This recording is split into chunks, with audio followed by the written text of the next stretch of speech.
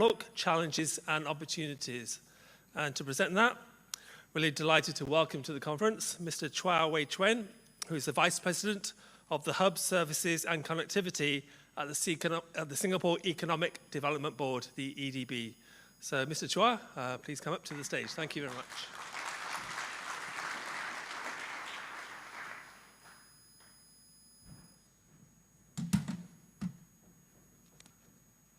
Okay, good morning to all of you. Really a pleasure to be here with you today, and congratulations to Ramon and the organizing team for putting this together. It's quite amazing to see, I think probably 200 people, not by the side panel of a Zoom call, but in person.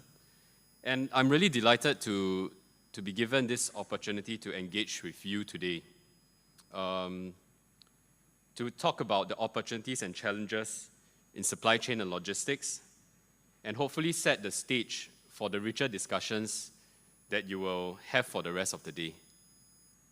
Okay. Sorry, is it possible to get the slides?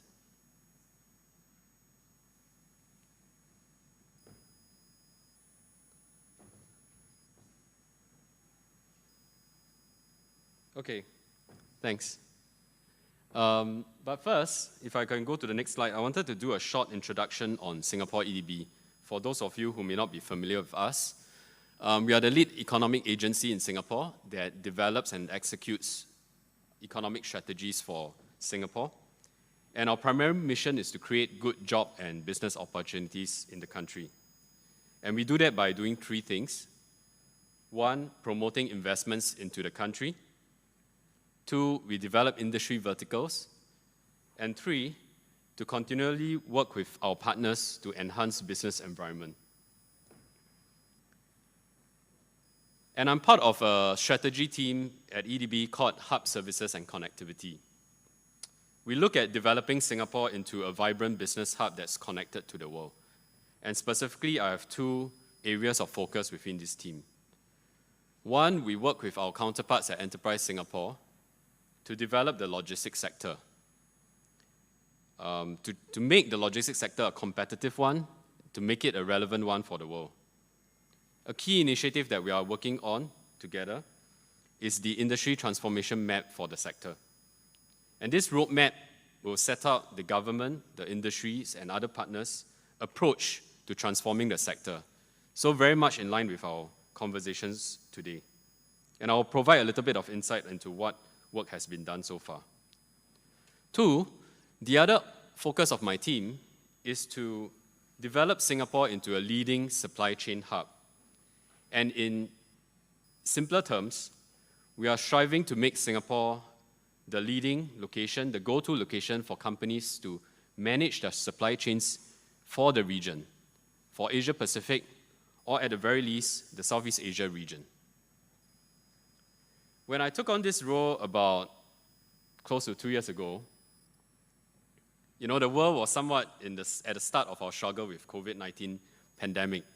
I think Ramon was reminding us of all the things that we had to go through, PCR, so on and so forth. But if we roll back a bit further, if we've all forgotten, there was quite a bit of panic in many societies and economies.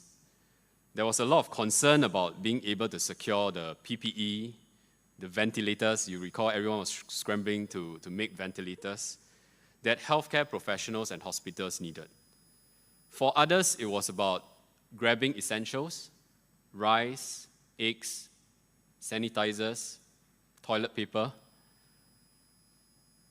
And in those days, I think many of us had hoped that this period of pandemic, that we would be done with the pandemic after 12 months, after 15 months. A lot of us were making certain predictions that all of these will be done and we could go back to what it was before, right? Back to the old normal, back to business as usual. But 2 years on, and as also highlighted by Ramon, the pandemic is still having its impact on some countries. All of us are living to live with the virus today, and we have entered what some would call a new normal. Though I would argue that nothing seems to be landing on any kind of normal yet, right? That's because all of us have to deal with many unforeseen events in between and possibly going forward. And I was trying to relate to why there's a magic show that was going to happen later on in the evening.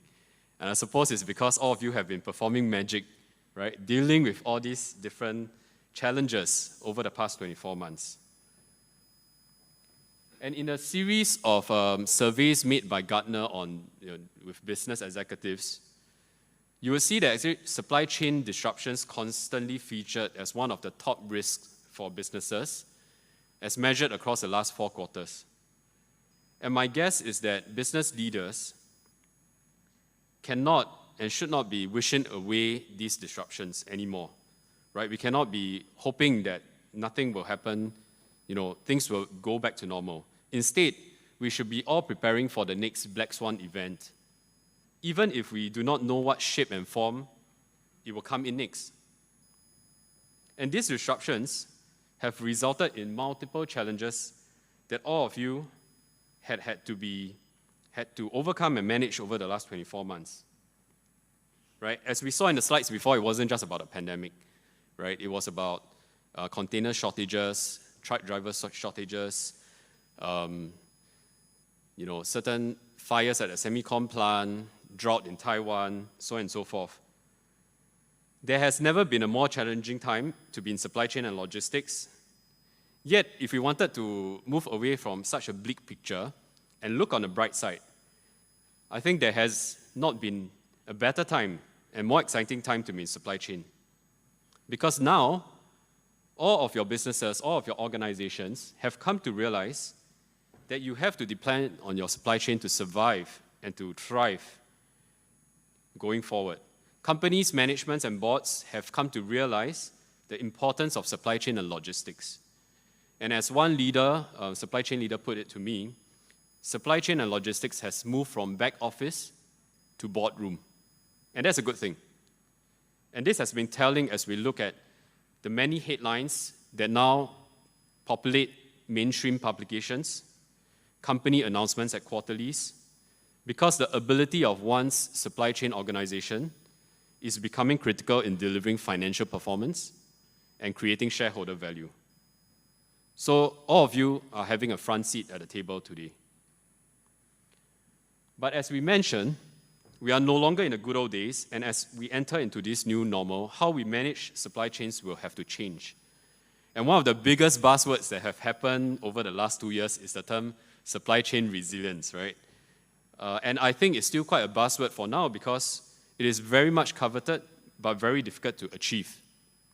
And I've a list of 6 strategies that Gartner have identified to helping companies achieve resilience.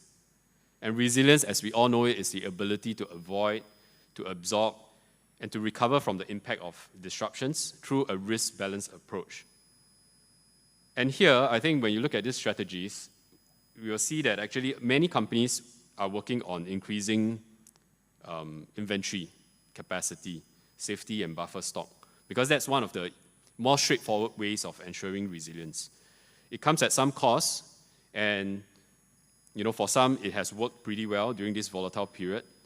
But other relevant strategies such as nearshoring, supplier diversification, network redesign, so on and so forth, have been planned by many but executed by few. And it has not been easy to execute some of these strategies because they take time, they take investments, they take many of you to decide on the pros and cons of each of these investment decisions. But I think there will be still a need for most of us who face business risks to consider these strategies, because the geopolitical landscape will continue to evolve. And if you just, I inserted this yesterday, if you look at Biden's announcements at during his visit to Tokyo, they are set to keep a certainty for a while, especially with the headline on the left. And besides the strategies I've mentioned earlier, the 6 strategies, I think what we have also observed, and very much in line with the theme that we will go through the next 2 days, is the need for investment into visibility and into automation as key enablers for resilience, investment into technology. So I've listed here two examples, both from a similar sector, supermarket business, one online and offline and one purely online. On the left is Fair Price Group, and they established what they called a supply chain ops center during the pandemic. So if all of you recall, those of you who lived through the pandemic in Singapore over the last 24 months, there were times where you couldn't find your toilet paper on the shelves. It was eggs the next day. So what Fair Price Group decided to do was to set this center, to gain better visibility of their supplies. And what they have done is to make use of a very, a commercially available visibility platform to understand how some of the events that are happening overseas, certain localized disruptions can affect their stock levels. And they have then integrated also data from their own 100+ stores around the island to get a better sense on their demand, the stock levels of certain essential products. And the use of this visibility, both at the supply side and demand side, has improved how they have replenished their stores. And what I'm told is that when you go to the Fair Price Group, one of their NTUCs, and if you can't find, you should be able to find the eggs that you're looking for, because now they have a better way of replenishing their shelves on demand. And on the right, RedMart has invested in a highly automated fulfillment center to cope with growing volumes, particularly during the periods of restriction where everyone was ordering their groceries from their platform. And volumes, particularly for B2C and e-commerce business, will be quite difficult for many of us to service purely by throwing more labor into the problem. So automation actually will enable scalability. And if you look at your North American counterparts who are having to deal with a surge in e-commerce volumes, and coupled with the inability to get all the workers that they require, they have invested a lot in automation to scale their business, even as people will continue to play a big role in these operations. So having spoke at length about the importance of supply chain and logistics, and I think I don't need to convince most of you because you are in the business, and with the need of transforming supply chains with resilience in mind, I'll briefly touch on Singapore's role in this space and potential role going forward. So firstly, I think we have played the role of a dependable hub over the last 24 months.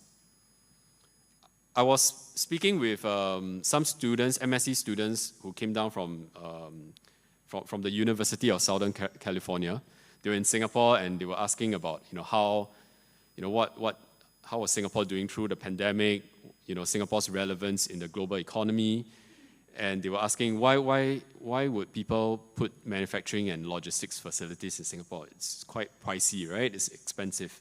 So I told them that actually Singapore was a boring place. And they took it wrongly. They said, no, Singapore is quite fun, because the nightlife has opened up. So they had a good time last week when they were here in Singapore. But I said, I meant boring because we are quite predictable. We are a politically stable country. Things work. You know what you get when you're here in Singapore. And what we've done over the last 24 months was to remain stable. We have remained a trusted partner to companies, also a trusted partner and reliable partner to countries. It was not all smooth sailing, of course, and many of you would have experienced all the challenges that we faced over the last 24 months. If you recall, we had a huge drop in our air cargo capacity when the passenger aircraft were grounded.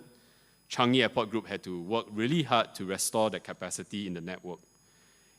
And likewise, I think all of you have played a huge role when you responded to the government's call to implement safety management measures at your workplace.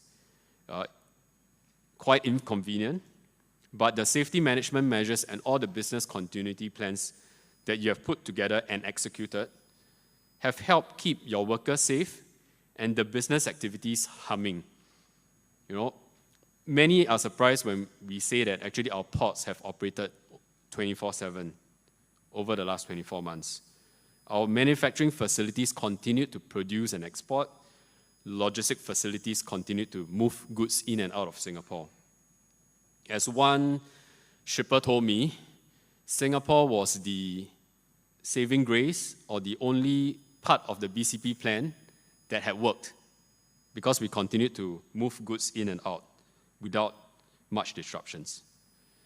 And actually, what has happened is that dependability or reliability have led to strong interest that we are seeing from companies from across all sectors in using Singapore as a manufacturing location or to serve as a location for their RDCs.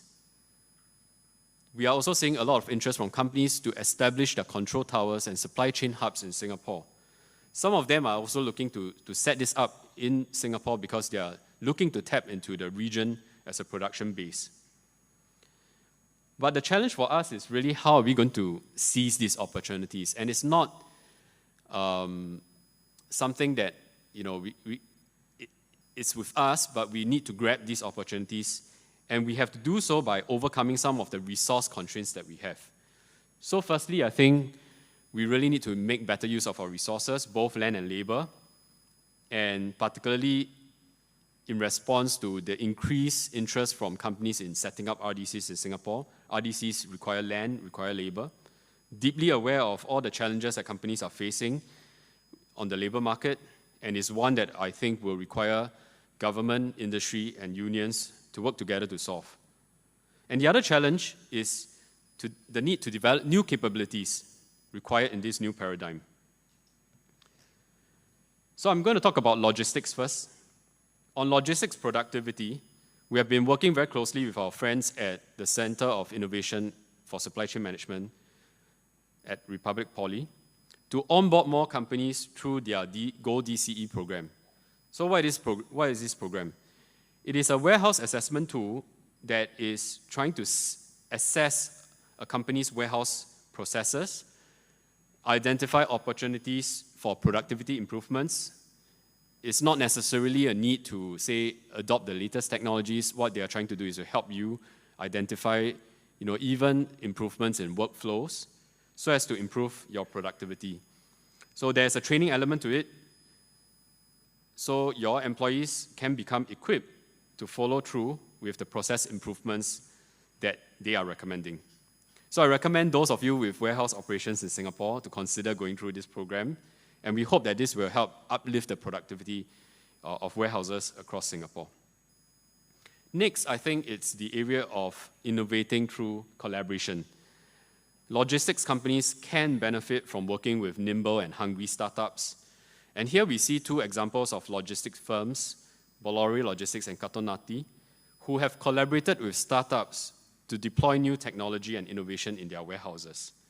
And one of the ways we are trying to facilitate this collaboration between larger companies and startups is through Enterprise Singapore's Trade and Connectivity Challenge. So basically, the idea is for larger firms to put up challenge statements that can be solved by technology and innovation, and Enterprise Singapore will work with its partners to pull in the relevant startups from around the world to solve these problems. And some funding could potentially be given to facilitate these pilots for companies. Again, I encourage companies to consider participating in the upcoming run in 2022.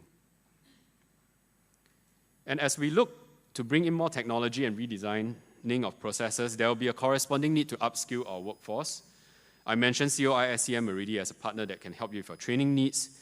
There are a bunch of other programs that Workforce Singapore run, such as the career conversion programs, and there will be a number of other programs that will be rolled out as we launch the industry transformation map.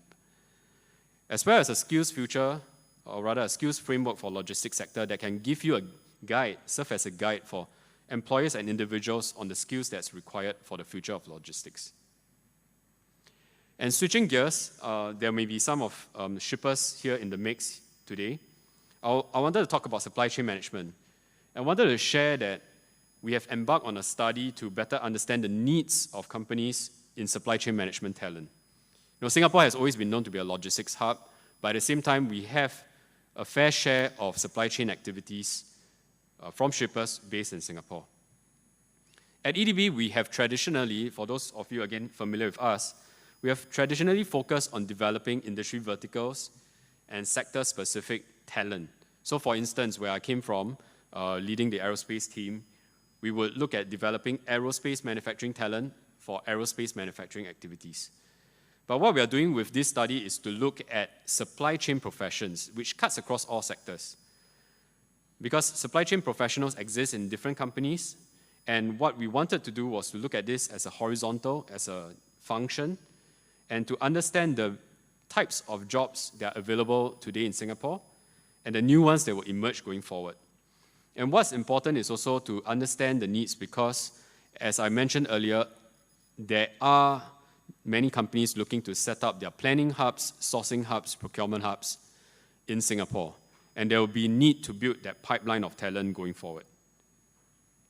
In the interim findings of this study, our partners Ipsos have already observed that many companies are going to need their supply chain professionals to transform, to become more digital, to have a better understanding of how their function interacts with the broader business, and to be more agile and adaptable to the dynamic environment. This study is expected to be completed by 4Q this year and will include ideas and interventions on how we can develop supply chain talent together. Next, in line with what we've talked about, supply chain transformation, we have also worked hard to develop an ecosystem, still work in progress, that can help and facilitate companies' supply chain transformation efforts. As mentioned, there has been a great interest in investing in supply chain software solutions and tools. These new tools will be able to support professionals in carrying out their jobs. And what we needed to do was to help catalyze some of these conversations as experimentation. So one example is we have worked, or rather ARTC has worked with McKinsey to develop a supply chain control tower experience where one can try out some of these solutions, test it, put in some of your data, and understand how that would benefit your operations if you were to deploy some of these solutions within your processes. And we also welcome all of you for ideas on how we can build an ecosystem that can facilitate these transformation efforts. So this brings me to the end of my presentation, and I would like to conclude with 3 main takeaways for the audience. You'll be bombarded with a lot of content, but for me, 3 simple things. 1, it is an exciting time, a bit challenging time to be in supply chain. The impact that you make on your businesses will be immense, and I've not even touched on the role of supply chain for all the sustainability and climate change challenges that we have as a community going forward. So it is a window of opportunity for all of us, all of you, to play a bigger role within your organizations. But at the same time, the opportunity will require you to consider transformation, be it at an organization level or at an individual level. There will be a change in the way things are done. There will be a need for new competencies and skill sets. And as a leading logistics hub and a supply chain hub in the region, we, together with all the partners across the government, are committed to working with companies and yourselves to ensure that we are able to capture the opportunities that are presented to Singapore today. I thank you for your time, and if you have any feedback,